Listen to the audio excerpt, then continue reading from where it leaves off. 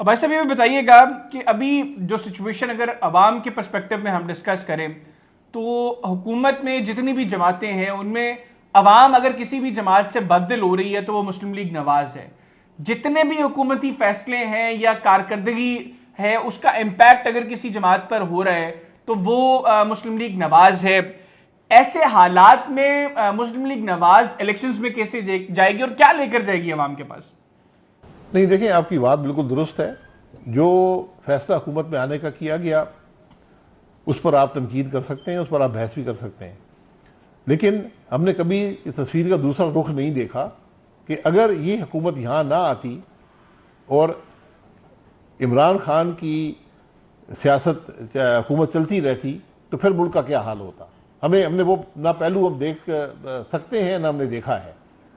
ये एक हकीकत है कि PMLN ने एक बड़ी भारी सियासी कीमत अदा की है हुकूमत में आने की और मुश्किल फैसले करने की, वरना $1 अरब का पेट्रोल आवाम को सस्ता बेचना बड़ा आसान काम है। आप करके चले जाएं, मुल्क भुगतता रहेगा पूरी ज़िंदगी, IMF भी चला जाएगा, आप हफ्तों में दिवालिया हो जाते। तो इसको आप जो मर्जी कहें, लेकिन मैं समझता हूँ कि PMLN ने मुल्क के मुफाद को सामने रखा है, अपनी सियासी कीमत अदा की है और उसका असर आपको इलेक्शन में नज़र आएगा बदकिस्मती से। लेकिन ये कीमतें अदा करनी पड़ती हैं। सियासत सिर्फ इक़्तिदार का नाम नहीं होता, जिम्मेदारी का नाम होता है, और मुस्लिम लीग नून ने जिम्मेदारी दिखाई है।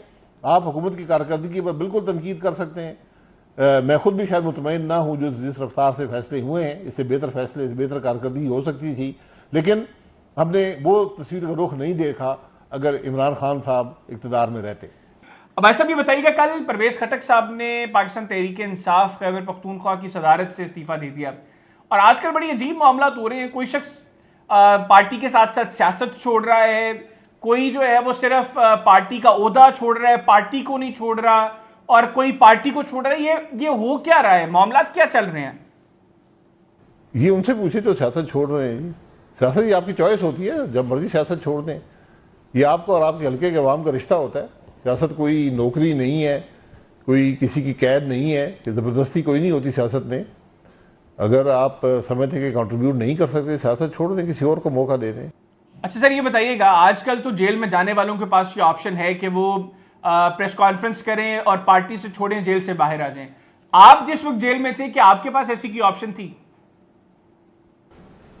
नहीं, मुझे किसी ने इस वक्त नहीं पार्टी का कहा। मुशर्रफ साहब के ज़माने में जब हम लांडी जेल में थे वहाँ पर बहुत दबाव था, लेकिन यहाँ तो कोई मिलने ही नहीं आया। पहले 2-3 दफ़ा कोई लोग वहाँ आए, वो तो सॉलिटरी कन्फाइनमेंट थी।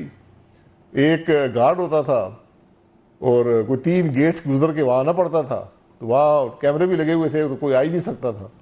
अब ऐसा भी बताइएगा, जिस वक्त पाकिस्तान तहरीक इंसाफ बरसर इक़्तिदार थी, आप लोग भी जेल में रहे, आप खुद जेल में रहे, एहसन इकबाल साहब जेल में रहे, राना सनाउल्लाह साहब जेल में रहे, ख्वाजा साद रफीक साहब जेल में रहे, चले नवाज शरीफ और मरीम नवाज और शहबाज शरीफ, हमजा शहबाज साहब, ये तो एक फैमिली है, उनकी अपनी पॉलिटिकल पार्टी है। आप लोग तो उस फैमिली का हिस्सा नहीं थे, आप लोगों ने क्यों नहीं पार्टियां छोड़ी? नहीं, ये उनसे ही पूछ सकते हैं कि उनके क्या मसाइल हैं। पार्टी आमतौर पर वही लोग छोड़ते हैं जो माजी में भी पार्टियाँ बदलते नहीं हों, क्योंकि वो एक हिजाब होता है। जब हिजाब हट जाता है तो फिर पार्टी छोड़ना बड़ा मुश्किल काम होता है किसी भी सियासतदान के लिए। लेकिन एक दफ़ा आपको आदत पड़ जाए तो फिर वो मुश्किल ज़रा दूर हो जाती है। तो जो लोग भी पार्टियाँ छोड़ रहे हैं उनका माजी देख लें तो आपको वही नज़र आएगा कि बहुत सी पार्टियों का ग्रेजुएट होंगे वो। अब भाई साहब, आप मुल्क के साबिक वज़ीर आज़म रहे हुए हैं, आप मौजूदा हालात के सिस्टम के क्रिटिक भी हैं। आप मौजूदा हालात को सामने रखते हुए क्या एज्यूम कर रहे हैं कि आज अगर इलेक्शंस होते हैं मुल्क में, कौन सी सियासी जमात है जो इलेक्शंस जीतने की पोजीशन में है? देखिए, मैं तो चाहता हूँ कि पाकिस्तान जीते, लेकिन मसला ये है कि हमें एहसास नहीं है कि हम आज किस संजीदगी से मामलात को निपटाने का, और हम कहाँ किस नहज पर पहुँच चुके हैं, हमें इस बात की शायद एहसास नहीं है। लेकिन जो सियासत मुझे कम से कम नज़र आती है, मुझे कोई जमात भी मेजॉरिटी लेती हुई नज़र नहीं आती, और ये शायद मुल्क के लिए बेहतर हो कि कोलिशन गवर्नमेंट्स हों और लूज कोलिशन गवर्नमेंट्स एक जमात भी को बड़ी अक्सरियत नहीं रख पाएगी। मेरा ये तज्जिया है। अब भाई साहब, अगर मेजॉरिटी नहीं होगी फिर तो एक दूसरे को मनाने के अंदर ही सारा वक्त गुजर जाएगा। हुकूमत अवाम के लिए क्या करेगी? जी, मैंने इसलिए कहा है कि आज के इलेक्शन शायद आपको हल ना दे पाए, मुल्क के मसाइल का हल ना दे पाए। मसाइल जो जिस चीज़ की आज ज़रूरत है मुल्क के अंदर, जिस किस्म का रिफॉर्म चाहिए, वो शायद ये कोलिशन गवर्नमेंट और इस किस्म की जो लूज या वीक गवर्नमेंट होगी वो शायद ये हल नहीं दे पाएगी। इसलिए आज ज़रूरत इस बात की है कि आप इलेक्शन से पहले एक एजेंडा तय कर लें, तमाम सियासी जमातें बैठ जाएँ, उसमें चीफ जस्टिस बैठे, आर्मी चीफ भी बैठे, सबका असर होता है मुल्क की सियासत पर। ये बैठें और एक एजेंडा तय कर लें कि हमने मुल्क के अंदर क्या रिफॉर्म करने हैं, फिर सब उसको सपोर्ट करें। जो भी इलेक्शन जीत जाए, जो हुकूमती बने, सब उसको सपोर्ट करें। अपना अपोजिशन का रोल ज़रूर एक निगरानी करें उस मामले की, लेकिन सब उसको सपोर्ट करें, क्योंकि ये बहुत मुश्किल फैसले हैं। ये बोझ एक जमात बर्दाश्त नहीं कर पाएगी। अभी आपने मुझे कहा कि PMLN का क्या होगा। PMLN ने एक फैसला किया हुकूमत में आने का और एक बड़ा बोझ बर्दाश्त किया है, उसका असर होगा। तो इसलिए आज बैठें, फैसला कर लें, एजेंडा तय कर लें, कोई इतनी बड़ी बात नहीं है। मामला मुल्क का है, अपने सियासी मफाद को थोड़ा पीछे रखें, मुल्क के मफाद को आगे करें। अब बस अब ये बताइएगा कि अब अगर इलेक्शंस के बाद कोई कोalition गवर्नमेंट बनती है, जो आप कह रहे हैं जिस तरह, क्या आप पाकिस्तान तहरीक इंसाफ को उसका हिस्सा बनाएंगे? देखिए, मैं तो ये समझता हूँ कि आज जो ज़रूरत है मुल्क की, सब मिलकर एक एजेंडा तय कर लें। कल अगर सब हुकूमत में शामिल होते हैं और इससे बेहतर निज़ाम क्या हो सकता है, सब शामिल हो उसके अंदर, उन फैसलों के अंदर, क्योंकि आपको मैसिव रिफॉर्म चाहिए, आपको आईनी तरमीम चाहिए। आपने इस मुल्क के निज़ाम को यकसर बदलना है, वरना ये मामला नहीं चलने वाला। हमने 75 साल में निज़ाम को ख़राब ही किया, उसको दुरुस्त नहीं किया, उसकी ना तोसी की है, ना उसकी दुरुस्तगी की है, ना उसके अंदर कोई रिफॉर्म किया है। तो आज ये किसी एक जमात की ना सलाहियत है और ना वो सियासी बोझ बर्दाश्त कर सकती है। सबको इकट्ठे बैठ जाएं, सारे बैठ जाएं, बहुत अच्छी बात है।